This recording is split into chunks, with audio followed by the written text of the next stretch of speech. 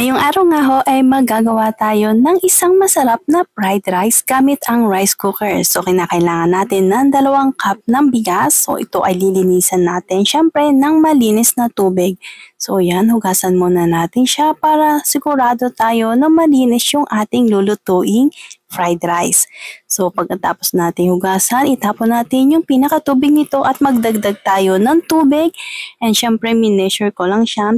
Pinoy tayo. So, yan. Ganyan natin siya susukatin. Kamay-kamay lang. And then, gumamit din ako dito ng isang pirasong malaking carrots na ginayat ko ng pa-cubes. And syempre, meron din tayong cabbage. So, yan. And then, itong Chinese sausage, 2 pieces. So, ilagay na natin sa ating rice cooker. Yan, ganyan lang siya. Wag na wag mong hahaluin at hayaan lang maluto. Maikwento ko nga lang pala sa inyo, nung bago lang ako sa Hong Kong, yung Chinese sausage na yun, gutom na ako, pinirito ko. So, pinirito ko siya, halos masunog-sunog na siya, pinindot-pindot ko or tinapik-tapik ko siya ng tinidor, hindi pa rin siya lumambot-lambot.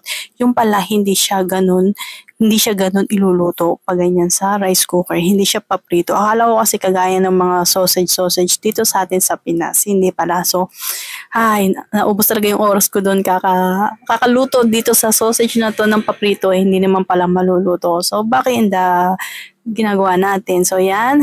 Tinanggal natin yung ating sausage at syempre, gagayatin siya ng maliliit. Yan, kagaya ng ginagawa ko.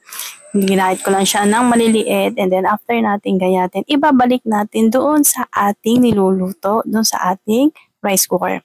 So yan, so sobrang sarap nito guys.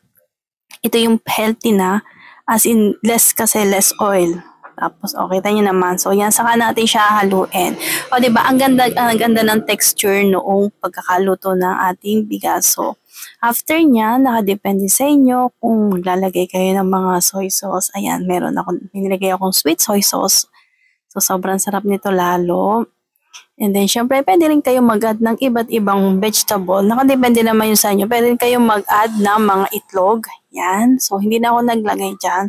So, napakasimple lang ng ating lulutuin for today's video. Syempre, meron tayong spring onion. Hindi mawala ang spring onion kasi isa to sa nagpapasarap.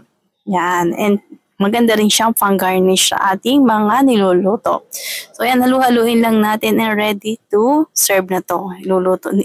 Papakain na natin to sa ating mga alaga. Yan, ready na ang ating Chinese sausage fried rice in a rice cooker. So, yan, lagyan na natin ng spring onion for garnishing. And then, syempre, maglalagay din tayo ng sesame seed para mas lalong kaakit-akit yung ating ginawang fried rice.